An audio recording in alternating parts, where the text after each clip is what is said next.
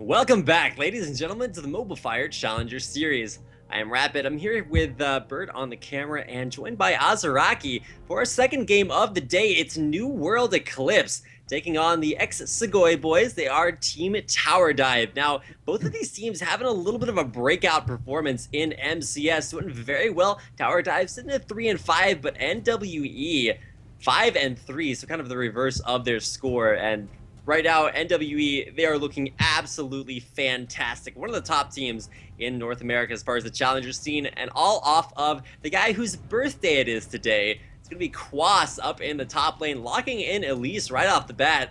And if you guys want to wish him a happy birthday by tweeting at him at lolquas on Twitter, I think it's lolquas.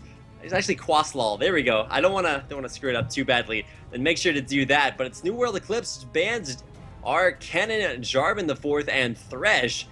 You notice that Aatrox ban? Straight off onto Quas. Vayne versus Maruam. It's kind of the god of Vayne and Caitlyn. So we'll see if they lock that one in.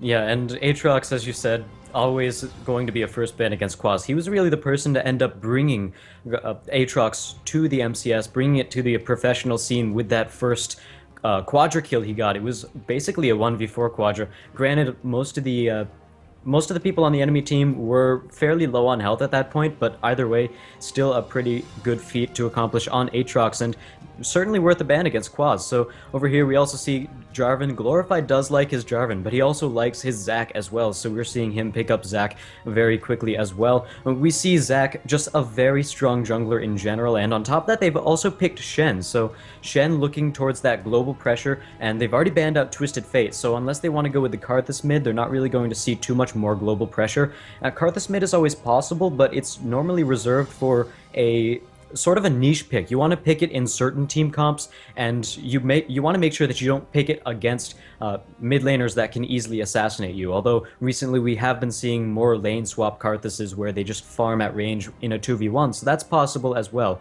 But looking towards this, we also have a couple more picks with Zyra and Twitch.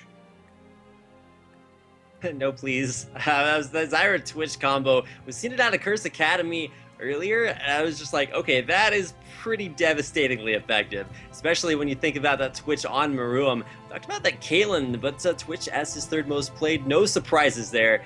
Twitch just very, very strong in the current meta. Kind of that hyper carry with a lot of strength at all phases during the game. Kind of a bully early on, and I think the big thing to watch out for is how they continue to stack this out. Banning out Jarvan means you're going to have to get some AoE CC. Maybe you're looking at that from Zyra. Could get a little bit of that from maybe a Nunu pick in the jungle to see what they want to go for. Because keep in mind, you can't switch that Elise to the jungle and give Quas maybe a Renekton. I'd love to see his Renekton back in play. If you guys were watching the LCS PAX promotional qualifiers over the weekend, you all know what Quas does on Renekton. We all know what Quas does on basically any champion. He's a very, very, very good player over there.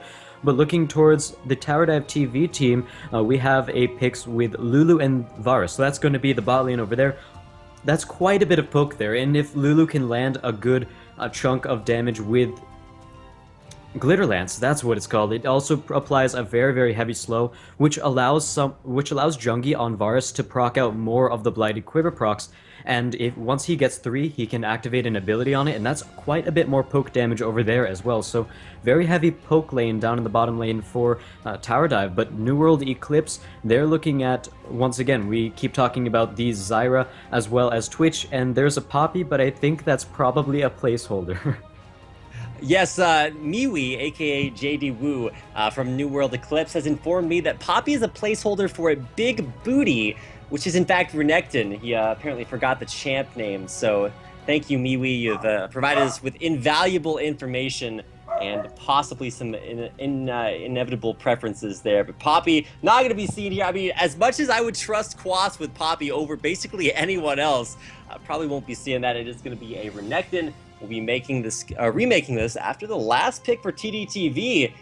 Counter out that Gragas, it's an Ahri. Now, that's kind of interesting because you have some pretty even wave pushing powers, but it's a very different take at how you're getting those assassinations done. With that locked in, we're all but ready to go, and we are going to have a little bit of a dodge out there by Miwi, who switched from jungle to support for NWE and is absolutely perfectly at home in that role. So it's nice to see a Everybody back on their very strong champions. Especially, I want to look towards that Renekton in the top lane on Quas. New World Eclipse. He's just kind of like, he has a backpack the size of the entire team and frequently places them inside and runs on off Victory Mountain. It's just like absolutely a monster. So, I mean, I'm going to be not necessarily biased, but NWE very strong picks. But something you cannot discount from Tdtv. They have the comeback potential. They have an absolutely stacked lineup. And putting Ari on Pekingese, he's known for his Orianna, but his Ari is not second rate. So very, very big picks for them as well. To get into the game before we decide anything else. Yeah, and one thing I would like to note a little bit about is, a lot of teams actually underestimate the amount of damage Twitch can do in the early game. I've seen so many games lost because people think, all right, well, it's Twitch. We can sort of initiate on this. He's not going to put too much damage out in the early game. We all know him. He's branded as a late game AD carry, but people often underestimate that damage, and that's something that you really, really don't want to do against Twitch because suddenly it's there. Especially with a Zyra pick who can also do a lot of burst damage herself. That's very, very strong. And even though Tower Dive TV, they have a poke lane in the bot lane, what New World Eclipse wants to do, they want to land Grasping Roots, they want to land some sort of initiation. If they can do that, if they can get some of the CC, then it's just going to be Twitch City all day. He's going to proc out a lot of poison as well as follow up with Expunge, tons of damage. But the thing to watch out for, this Lulu-Zac combination is so strong. And even the Shen-Lulu combination, just incredible. Because the big deal is you're going to have an AoE taunt coming out from Tdtv. But when you have Zac, I'm going to mess that up all game long. When you have Zac jump in with Elastic Slingshot, you get one knockup. Let's Bounce is another knockup on every single member of the team. And then as soon as he goes in, you have a third knockup from Wild Growth coming out from I Am Anjo on that support Lulu. So it's just absolutely huge CCs, some great combos and team fights. We have to get through the laning phase. And when you look at the laners coming out from NWE, it is so scary to look upon. I am shivering in my custom baby seal leather boots here. It's absolutely ridiculous when you look at NWE. I'm going to be paying a lot of attention to Quas, and he's definitely going to be keeping Bird busy on the camera because absolutely devastating strength in that top lane. We're into the 3-minute spectator delay, and I gotta ask you, Azaraki, I mean, is there anything you're really looking for, like any sort of super secret combos you're seeing out from NWE? From NWE, I just want to see them catch people out. Look at their comp. They have some really, really good power to do that. As we know, Elise, very, very good at that. She can repel up, go down onto whatever enemy champion she wants, and basically use the cocoon to stun them. That is a very strong catch out right there, and on top of that, she's got a lot of damage to follow up. We also have Xiao. If Xiao catches someone out alone, you can expect an ultimate barrel. That person's going to be dead within seconds. We also have Miwi, Grasping Roots, really good at catching people out, and Quaz, with his slice and dice into his stun, that's also a really good way to catch people out. So I want to see them, pull off some really impressive jungle invades. They also have a pretty good tower dive comp as well. As we know, Elise is a very good tower diver because she can un-aggro the tower whenever she wants with Repel. And on top of that, she has, like we said, the stun with Cocoon as well as a lot of damage. And on top of that, Renekton. Quaz is playing Renekton. So if Renekton wants to tower dive past level 6, he can pop his ultimate, get that extreme burst of health as well as the AoE damage. It's going to be a very, very strong comp coming out from New World Eclipse. All right, and Hannah Gifford, we're going to get into the last little bit of the spectator delay, which means commercials coming up. And I do want to thank our sponsors. It's iBuyPower, Razer Academy, and Fatality Gaming Gear. They give us all the peripherals that we're giving away to subscribers and for just being in chat. So make sure to stick around and subscribe if you do want to. Like I said, heading to a quick commercial break. New World Eclipse going up against Team Tower Dive when we come back in the second game of the night when MCS Esports returns.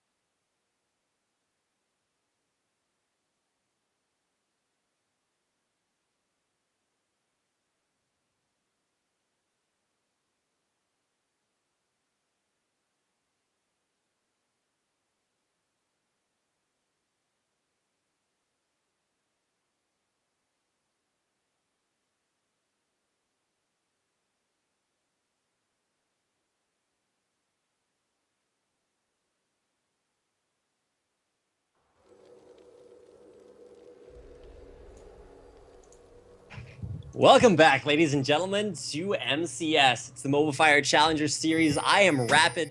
With me is Azaraki, and we're going to be getting into our second game of the night. It's NWE going up against Team Tower Dive. Both of the teams getting out onto the rifts, so shouldn't actually take us too long before we see some action.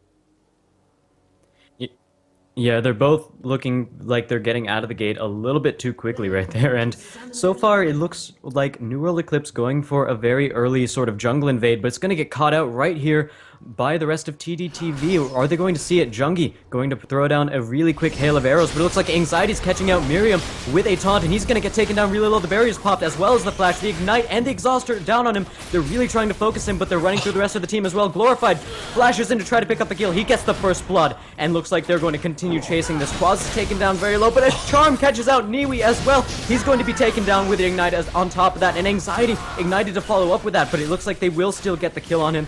Andrew Chen is now the one trying to retreat from the fight, but they also land the bounce onto Quaz, and it looks like he might be dead as well. There goes the charm. Another taunt lands. Wow. Pekingese. How do you do this? I'm not sure. A 3-for-1. Team Tower Dive. I'm not sure what you like ate for breakfast. If those are like some super Wheaties, but they're level 1s. Apparently 50% more effective, as last time they played in MCS, their level 1s were somewhat ineffective. So nice to see them turning the tides, and especially on NWE, a 3-to-1 advantage. 2 kills picked up onto Jungi. Walks back into lane with a longsword and potions, so can't really ask for much more than that. Yeah, I think in that entire fight, Pekingese landed, 3 charms? That was quite an amazing play by him, and everyone's going to be getting to their lanes a little bit late through that level 1. However, I don't think Tower Dive is quite complaining about that, as they got quite a few kills out of that. Jungi already went back. Doran's Blade Longsword as well as a couple potions. He's looking pretty happy down there. And on top of that, we also have Glorified already picking up a Spirit Stone in the jungle. That is pretty huge. Quite a bit more health regen from him, as well as a little bit earlier towards that big jungle item, which can only be Spirit of the Ancient Golem, which gives him a lot of tankiness. Yeah, very, very far in his build. Not often that you start things out with a Spirit Stone. I think that as effective at Pekingese's charms were at landing, they're not really going to be going anywhere else. I mean, as great as it is for them to be thrown out and catch people out early on, we're just going to see even more of that as the game progresses. But not going to stop him from kind of teasing out Shousters in that lane. Xiao is looking for maybe a little bit of roam. He can see the Glorified finding out M. Promisiri. Mind, and Promisiri taking over for JD Wu, who's a great jungler for NWE. He's pushing Glorified out of his own jungle, even though there's a kill and 2 assists on Glorified. So ahead, double buffs in hand, and it's still Elise that garners the respect. Glorified backing out to Raze. And the big reason for that is that the item that Glorified was able to pick off of that level 1 engagement was Spirit Stone, and Spirit Stone helps absolutely zero in a straight up fight. It helps him sustain through the jungle, it helps him recover his health from a gank or something, but when it comes to a fight, it's not health, you don't have a higher health pool, you don't have more damage, and that's part of the reason why N. Promisiri can still kick him out of the jungle, because Elise's main kit at level 3 does a lot more damage than Glorified on Zack's main kit at level 3, so that's really where that big discrepancy comes from. But a flash over the wall and Promisiri. What are you? I don't understand. Hazaraki, my brain. Please help. Please respond. Brain MIA. What's that? I can't understand these plays. And Promisiri over the wall. Flash cocoon. I don't even know. It's like level 1, sure. That's pretty cool if you're Tdtv, but let's just be real. That was pretty manly. Oh yeah, that was very risky as well. Suppose they didn't pick up the kill. That was a flash for nothing, and Promisiri going in for it, and it was well rewarded right there. As I said before, I was expecting them to catch people out, but I didn't think it would be that early. Almost a tower dive as well, so very good play right there on New World Eclipse's side. It looks like in the bot lane, New World Eclipse doing a very good job of actually bullying out Team Tower Dive, even though Varus got those early 2 kills, but it looks like both junglers down for a gank in the bot lane. Glorified coming up behind, and Promisiri turns around a little bit. I'm gonna have to try to stay tuned, see what point of entry these guys go for, but it looks like they're both backing off. I think right now, when you look at least the way that the lanes are starting to go out, it's really the junglers that are really having the biggest pressure. I mean, sure, kills given over to top lane and mid for NWE, but the 2 assists on Elise, he's actually see N. Promisiri doing a little bit more with what he has, whereas Zach picked up that 1 kill early on. He hasn't done a whole lot since then. He's been kind of farming up the jungle, taking a little bit of a Meteor style the way things are running so far. But it's a little bit rough to watch. You got to keep an eye on this bottom lane too. We talked about that Miriam very, very good on that early game Twitch. Jungi primarily Varus, but it's interesting to notice after the mana cost nerfs to Lulu, she kind of struggles a lot in lane to get the damage down, but it's Jungi pushing away 300 HP off the back of that trade. So, I mean, it's going to be up to Anjo to kind of get the poke down that he needs, but Liwi's got the bush on lock, going to make it all that much easier for the NWE bottom lane. Oh yeah, and Miwi landed a great grasping roots right there, and anytime she does that, it's just going to allow Miriam to apply more and more poison procs onto whoever he wants, probably going to be Jungi, but on top of that, he's also going to be able to expunge to add even more damage for the amount of poison procs there are. It's sort of like the same way Varus' Blighted Quiver stacks, where the more stacks you have, the more damage it does when you click that expunge, or when you land an ability, but Anxiety going to land a taunt on Quas. And they're going to just disengage that. I was gonna say, the taunt, very anticlimactic. Quas is just like, do you really want to fight? Throws down the... Quas hits Dominus. He literally presses R and Anxiety flashes away. That is a very scary crocodile up there, continuing to dish out the damage. Anxiety does not want anything to do with that. You can see just the Doran's shield for Anxiety, Doran's shield, Rejuvenation Beam, Doran's blade, and Longsword. Quas pretty stacked for Renekton at 6 minutes into the game. Forces Shadow Dash out. Quas is just absolutely in charge of this top lane. I sort of liked how that fight looked as well. We had Anxiety taunt in for Quas, trying to scare him, and both of them just kind of backed off, and then Quas responded with his own scare, with his ultimate. That actually popped a flash, so it was actually sort of a funny exchange to see up there in the top lane. But in the meantime, we also have a jungle invade. Looks like En Promisiri might be looking to catch out Zac, pinging that bush over there, just going to ward it, but that also tells you that he's going for a little bit more of an aggressive play.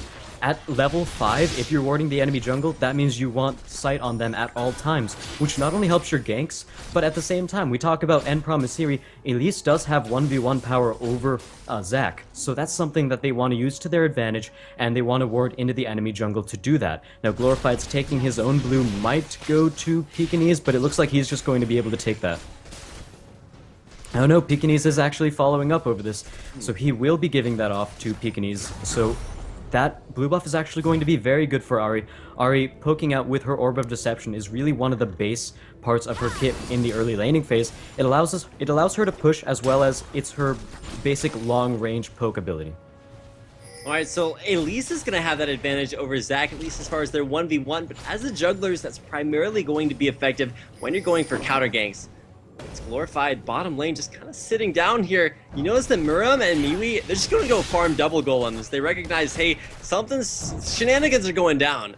We do not want that to happen, so backing off, taking a little bit of a safe approach to that bottom lane. But with the lane push, you're going to see all 3 members come out from that bottom bush, go for an 8-minute, 30-second dragon. It's going to take a little bit of a toll on the Glorified, but the damage is there. The wards are not. Just now, Miwi throwing a little bit of a sapling over the wall. It's not a sapling, it is a rampant growth over the wall. Taken away by Team Tower Dive. They're going to go ahead and grab that objective for a 1,000 gold lead here very early on in the game. So even though we saw the dominance in the top lane, even in the mid lane for NWE, just the team coordination, the play made there by Tdtv. And I like what they did there. They timed that push with the bottom lane with the fact that we saw En Promisiri and Xiao go back to take their own blue buff. Now, blue buff for the side of the blue team is farther away from dragons, so they used that to say, alright, the jungler and the mid laner are off to take their own blue, let's take drag. It's not going to take us very long, and we can get that easily. Quas going in for Glorified. Glorified forced to flash out of there, so he's gonna live, but the flash is pretty huge on a champion like Zac. Yeah, on Zac, maybe a huge champion, not when you have 200 HP. That's a pretty small Zac, so actually kind of watching him heal up on that summoner platform is model growing with every single, I don't know, heal, I suppose. Top lane, though, it's back to the action. By action, I mean nothing for Anxiety, lol. He's pretty much just forced to his turret. He's gonna get dove here if he waits too much longer, but 60-second cooldown, 70 seconds on that dominance for Quas. He's gonna head back to base, looking for a Tiamat first. which is, ooh, he's actually gonna go and get the stun off on this thing. Anxiety keeps him at turret, not able to go down there to the bottom lane. The initiation, not what you're looking at. The flash out from Juggy keeps him alive. Now it's Shousters taking up the turret, a little bit of an overextension. Pekinese is able to pick up the kill there. Broom turning around, has that spray and pray, but, not really able to get the damage done, not finishing off, and he kills the flash in for the Strangle Thorns. Goes up, the Cocoon lands the damage down, the Spiderling as well. Not going down. Oh my goodness, the Expunge hits at max range. Long range shutdown. Giving those buffs over to End Promise. Siri forced the flash again. Pekinese getting in there a little bit too much, but Miwi kind of feeling the pain off the back of that, and just crazy initiation. Taunt lands again. End Promise Siri, the one running right into that. I don't even know what's happening. People are just like running forward and dying over and over again. Overall, the advantage goes to Team Tower Dive. That's really the story of that bot lane fight, was one person got caught overextending.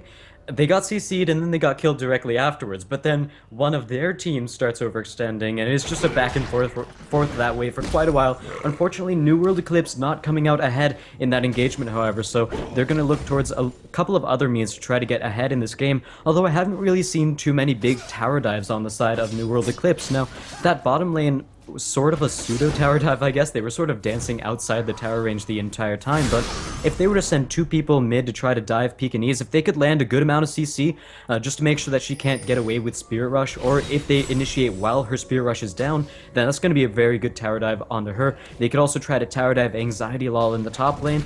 Big problem with that is because Shen is very tanky to begin with, so it's going to be a little bit hard to do that, but still possible. But Quaz is tanking up this tower. He wants to take it. There goes the Dominus, and he will have no problem doing so. Yeah, Quas is just like, look, I mean, if you want to try to fight me, that's cool and everything. You have Glorified waiting to get the Elastic Slingshot, throws down the Ignite as well. To be Ghost out from Quas, Slice, Dice, and Peel non-existent. Quas out of there. Nobody able to catch him out. That was first turn of the game, going to NWE. On top of that, Anxiety popped the flash but couldn't land the follow-up taunt. Bottom so lane, the ult from Maruim. Throwing that down, spray and pray, gonna push both Chunky and Anjo out of lane. Don't want anything to do with that. It's kind of interesting, top and bottom. Really, I mean, even though I like being on the bottom two, it's Maroon and Miwi. They just press R, get the job done, and that's basically all you have to do to push the entire lane out of, out of lane. You saw the same thing from Dominus, Quas in the top lane, even escaping from that gank off the back of that. Xiao looking to go for a very sort of stealthy gank right there, maybe body slamming through the wall to try to catch them off guard, but looks like nothing's going to happen there. And we're just going to see Quaz try to catch out Glorified. He's going to be successful at that, but there goes the Elastic Slingshot. He'll be completely fine out there, but looking at some of the items around the map, we see a finished Sunfire Cape for Shen, giving him quite a bit of pushing power, but it looks like Renekton is responding with his own Tiamat, so he's going to have his own pushing power as well. So once again, we're going to have that sort of push top, counter push, but so far we've seen Quaz able to win that sort of push war in the top lane, and Dominus really helps him out with that as well, but it looks like Glorified might get caught out right here, but is it really Quaz? Yeah, Quaz is kind of 1v3 catching out the enemy team, gets taunted out there, that will be his untimely demise. The Spirit Rush still in there, just in the damage down from Pekinese onto Shousters. That explosive cast not really dealing the damage I was expecting. Shousters will get away alive, not quite so lucky. Quas kind of feeling himself, goes back to base, completes his Ravenous Hydra. And the Ravenous Hydra, once again, just for that much more pushing power, and he's basically going to be able to stay in the top lane for quite a bit to try to push against Anxiety, try to take as many towers as possible, and meanwhile the rest of his team can go ahead, push down the mid lane, push down the bot lane. They could really do whatever, and they could possibly have to worry about the Anxiety stand united, but Quaz has a way to interrupt it with his stun. As we saw, he was already doing that in the early game when Anxiety tried to ultimate Glorified, so if he can pull that off again, then that's just going to keep Anxiety top, and if both Anxiety and Quaz just stay top the entire game, Quaz is going to win out on that engagement. So they're going to be wanting to try to use Anxiety's ultimate, but hopefully Quaz can stop some of that as well. So looking around the map once again, the builds are pretty standard, although I do see a Morellonomicon on the side of Gragas. That's a little bit odd, but we do have some health regen onto Gragas, but the Morellonomicon in general gives him cooldown reduction as well as mana regen. That's already some pretty good stats on top of the ability power it grants, so I could see it on Gragas, just not the standard start that you would normally see with just a huge stacking AP item. Now, really, you can see the duo lane here for NWE. They really like being on the bottom, like in that bottom lane, but they aren't putting any pressure onto this dragon just. And there goes the dragon. Yeah, there's pretty much no pressure on that. They tried to steal it over the wall, but unfortunately that didn't work quite well for them. So NWE, you know, they lost out on a couple of dragons. They lost out on a couple of kills. They do have tower pushing in their favor, but in order to take this gold back into the game, they need to push out more towers. They need to start forcing more fights. They need to start winning more team fights. And it looks like they're going to try to start with the mid lane tower. Might not have enough to take this tower down, but they could put quite a bit of damage down on it. Alright, explosive cast, not knocking anybody into the middle of the enemy team. Shoutsters casks this game, I really feel like they haven't been doing, they haven't been up to maximum effectiveness. Wasp looking to take this big blue Wraith away. He's getting the damage done, but he's actually just using that to see who is where. And that'll be set by on all sides, somewhat overextended. Really be able to escape the backup from the team on Team Tower Dive. There as well, able to take him down. Holy cow. The guy needs to leave the Rays alone. Quas not having a good time over there. Oh yeah, Quaz has been caught out just one too many times this game, actually two too many times right there, but at the same time, he should just be staying top and split pushing a little bit more. As I said before, that's really what he wants to do, especially with a Hydra. That's going to give him quite a bit of pushing power, and even though it does help him in teamfights to put out more AoE damage, I think he would be better used in the top lane, but at the very least, if he wants to go teamfight, he should stick a little bit closer to his team and not quite get caught out in the jungle. There goes Anjo with a stun. Wow, and there goes the Gragas Sparrow. Yeah, there's the explosive cast I was looking for. Not quite the ultimate from Miwi, but it's still going to be enough to chunk Jungie down there. 200 HP. That guy's going to go back onto base. Going to be looking at a picture of the shopkeeper there, figuring out what to buy. And even though we may have that in common, I think that the thing to look for is this push. I mean, Shoutsters has those barrels very low cooldown, just throwing them back behind the turret. Glorified going in there, but continued pressure in that middle lane for NWE. Just a little bit too much to handle, even enough to get those kills out. The problem for NWE is they're trying to take a little bit too much too quickly. Quas in that top lane got a huge advantage, but they kind of threw it away, dying 2 or 3 times in a row right around that Wraith camp. So you want to watch out for that, as could actually wind up being a little bit of a source of weakness instead of that strength that you saw early on from Quas. Yeah, and unfortunately, even though they won that mid lane engagement handedly, they killed Anjo and they got Jungie down to about 200 health. They still couldn't really push out of it, and that's really what they want to do. They could win fight after fight after fight. It will snowball their gold, but ultimately, if they can't get the pushing down, then they can't actually win the game. This game is all about objectives, and right now we see Quas, he's in the top lane, he's focusing those objectives, just trying to push down the top lane as much as possible and keep Anxiety here. If there is a team fight and Anxiety has to ult out of the fight, then Quas is most assuredly going to take down a tower up in that top lane, so that's something we want to see from him as well. But in the meantime, we're seeing more standstills in the mid lane, but the entire time also, Miriam is farming down in the bot lane, so he's going to be pretty strong coming into this fight. Glorified catches out Miwi though. Oh, yeah, he's going to jump onto there, but the Grassland Roots going to keep him at bay for a little bit. Tenacity keeping him safe and sound. The auto attack onto Baron gets the assist at long range. Baron helping out chunk down Glorified just a little bit. Everybody all grouped up around the middle lane for NWE, with the exception of Quas, and you can notice Miriam actually in the bottom pushing a huge wave into turrets. Cannon Minion wave going to pull Pekingese away from the group. Actually, with Miwi going back, it's not a whole lot of aggression right now, but the team's just kind of backing off, and at least NWE going back to buy. What are we looking at here for Gragas? Needlessly a large rod. There we go. And keep in mind, the completed Locket of the Iron Solari already done even before Spirit of the Ancient Golem for End Promise Siri. Quas still just sitting up in the top lane, but after dying like 3 times in a row, you can see Anxiety feeling a little bit better about staying up there. Oh yeah, he is, especially since he got assists on most of those kills. Glorified looking to catch out Miriam a little bit, but the slingshot will cancel, so nothing will happen right there. They do have 4 champions in the mid lane, and it looks like Quaz is ready to jump down into the mid lane and help with this engagement as well, but it looks like poke coming out from either side, and Glorified going for the initiate.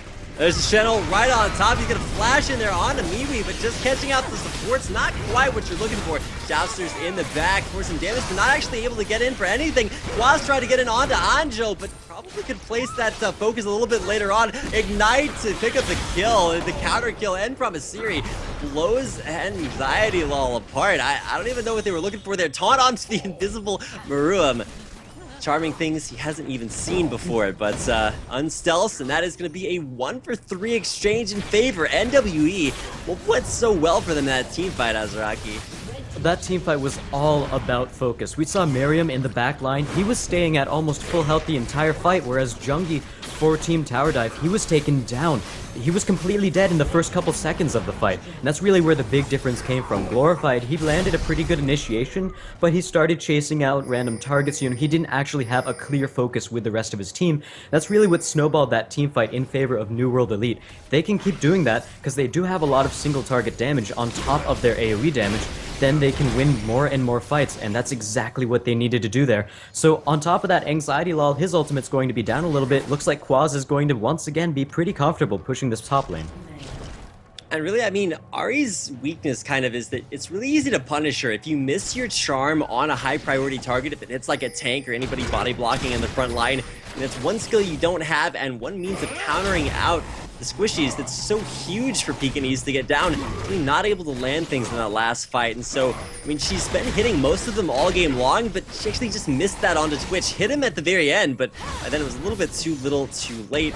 So unfortunately, unable to get too much done. And I felt that fight seemed a little bit forced for Tdtv as Glorified went in, he got the Channel right on top of him, and they flashed onto the support, but Rim was long gone at that point, and so was Shousters, able to stay back, avoid the initiate, and just go in afterwards. A Phantom Dancer now complete on Mirim, switch after that, Blade of the Ruined King.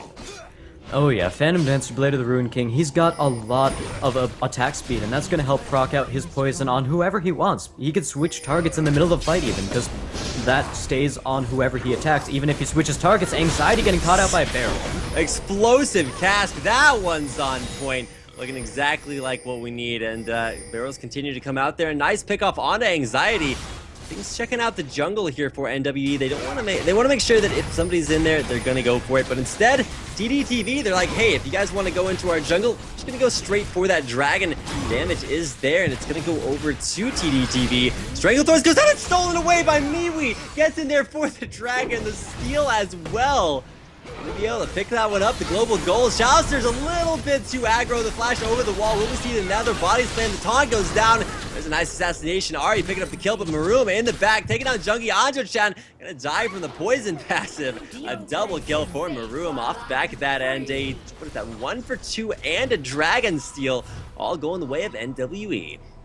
And once again, we saw just a little bit more in towards the team coordination for New World Eclipse rather than Team Tower Dive. After that dragon got stolen away by Miwi, great play right there, by the way, they all sort of split up. They took different jungle routes to go back to their own base to try to retreat, which is certainly what you don't want to do right there. We saw the rest of New World Eclipse. 3 of them came down into the going from the river to the blue buff area, whereas the entire time Xiao got caught out. He got caught out by Pekingese, but Pekingese chased him out, so he wasn't there for the rest of the fight either.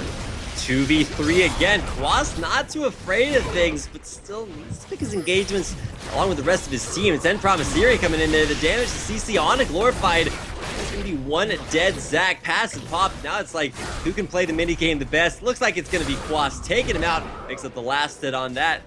Other picks available. He's gonna get the shield out of there. Taunt on to Shout's just gonna keep him away, but Anxiety, a little bit of trouble. Has 20 seconds left until that Shadow. Actually, no, Shadow Dash failed over the wall. What? Anxiety. Feeling a little bit of his namesake, Murum, with the swag auto attack over the wall. Picking it up. Shousters with the follow through, taking down I Am Anjo. Kind of just wandering around their middle lane, couldn't get away in time, and now it's 3 members strong. NWE pushing in for what could be the first base turn of the game. Don't quite have enough minions to finish it off just yet. But they do have only three of Tower Dive TV's champions up right now, but they're going for another initiation. They've been engaged so strong. There is just ulting at the very beginning, but actually getting a whole lot done from that. The ranged Twitch actually outranging turrets, and the initiation continues. Shouster's gonna get in there, but it's the barrel it's his barrel that actually finishes things off. The body slam for the kill. Don't want to get run over by the fat man. Shousters able to pick up a couple of kills in that fight. And off the back of that, first inhibitor of the game going to New World Eclipse.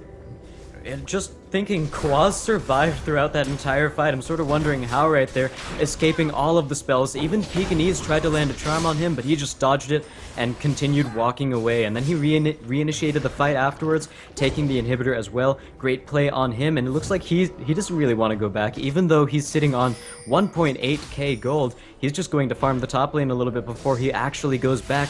So he's going to be taking quite a bit of gold from that, and he's going to get really nice items on top of that. So taking a look around the map at the items, we see, okay, Gragas, he's got the Morella Nabokon, giving him a lot of cooldown reduction, which is something that you really, really want on a champion like Gragas, because the way people have started playing Gragas is to the point where they throw out the explosive cast more frequently.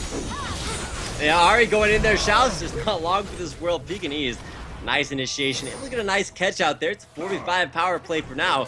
Glorified's still going to be able to do some de-warding as Miwi comes in.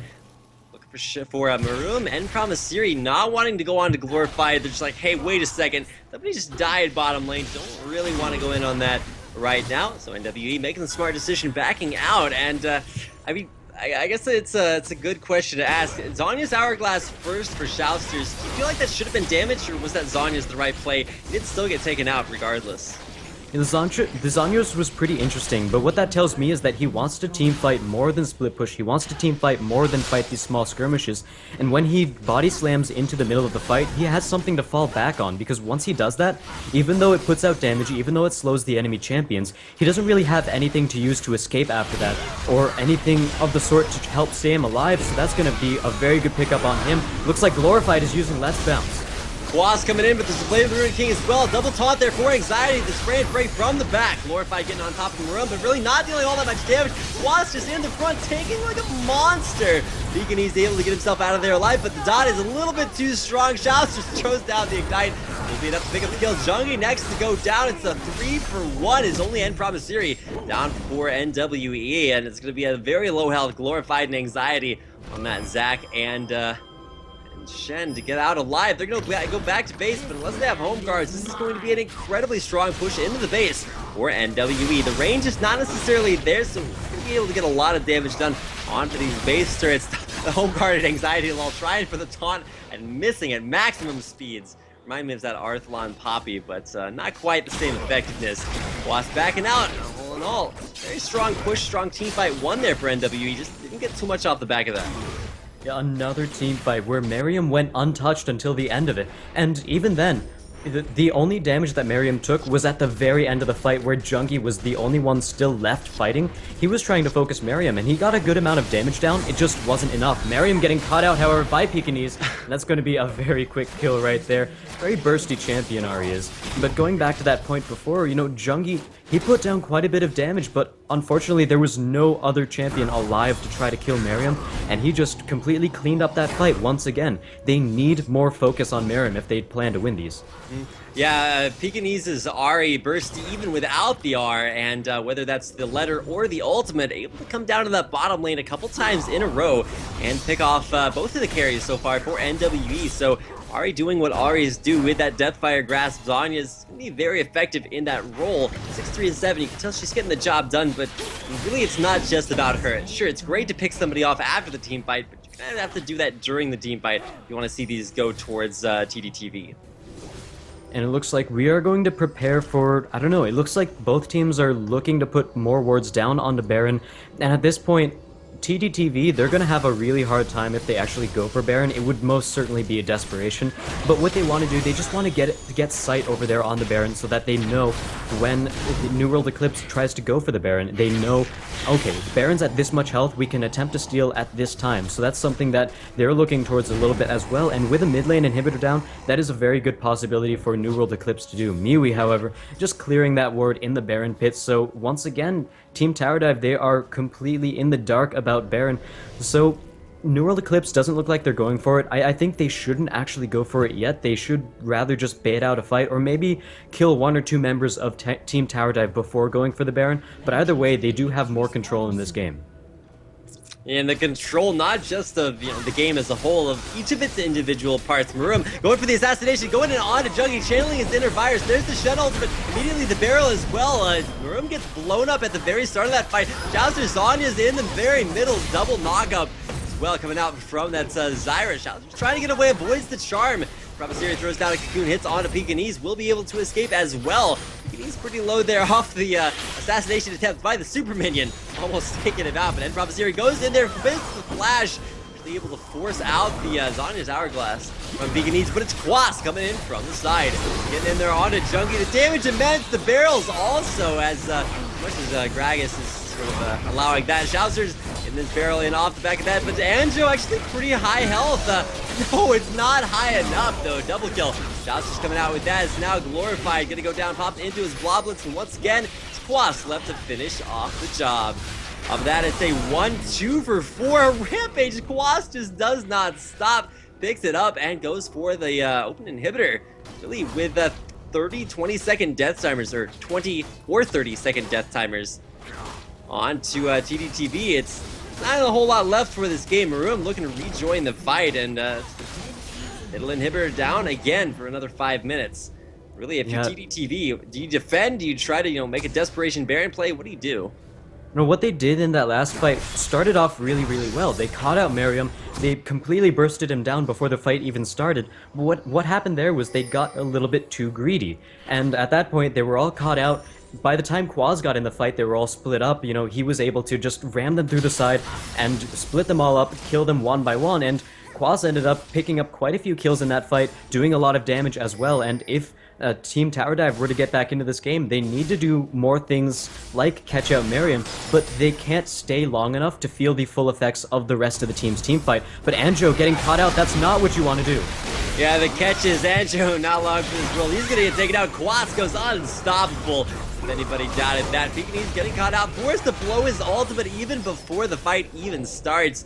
And yeah, not able to get any of that down in an offensive direction, forced to go back to base.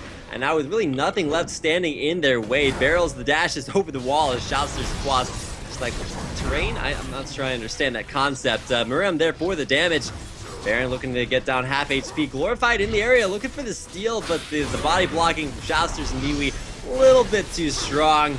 They don't actually even need 5 members of the team. It's going to go to NWE in just a second, but now it's Jungie looking to get the steal over the wall. Does not get the steal out. Force the flash out from Anxiety. Now it's Maroon, force the flash away. There's the Shen ultimate coming down. Anxiety would go down before he even gets out of there alive. The damage on to Jungie, the crits, and the spray and pray right on top of that, piercing through the entire team. And even Maroon not even afraid of the tank. Zach will fall. Same story for Ari. He's going down. It's only Anjo left alive. He gotta respawn. He's like, all right, guys, I'm ready to go. Wait, what? And now it's only in Promiseri down the GGs to come out. Explosive cast right onto I Am Anjo to get out there alive. The game, the GGs being called. All that's left is to see the Nexus turrets go down. Wasp with dominance and a really dominant performance. NWE taking down the game. Oh yeah, NWE is looking stronger and stronger, and Quaz, my god, Quaz doing very well, 7, 3, and 13, just 1 minion under 300 CS, certainly the highest in the game. He was doing very, very well. And I want to go back to that last team fight a little bit, and a little bit of an anomaly. Anxiety actually used his ultimate on Jungie. Okay, that was great. He shielded Jungie for most of, I think, half of his maximum health pool, effectively saving him from that fight. But he followed through with the Stand United. One thing that I think he would have benefited a little bit more from if he would have actually canceled the Stand United. He already got the shield off, and at that point, he was in a better position. What he basically did by following up with Stand United was put himself in a worse position where he ended up having to chase the rest of the team. Whereas if he would have canceled it and stayed where he was, he could land a taunt on 3 members of New World Eclipse and lock them down long enough for more of their own team to do a little bit more damage. Now, if that would have turned the fight, I don't know, because at this point, New World Eclipse was very far ahead, so it might not have won them the fight, but had the goal difference been closer, that might have made the difference between winning and losing that fight. Either way, fights were won. NWE, nice to see them back in fashion, rebounding from their previous loss to Cognitive Gaming in MCS, taking down Tdtv, and with that win, kind of dominating the standings, they moved to 6 and 3. We'll put them just under Curse Academy for fifth place in MCS. That's going to do it for our second game of the night.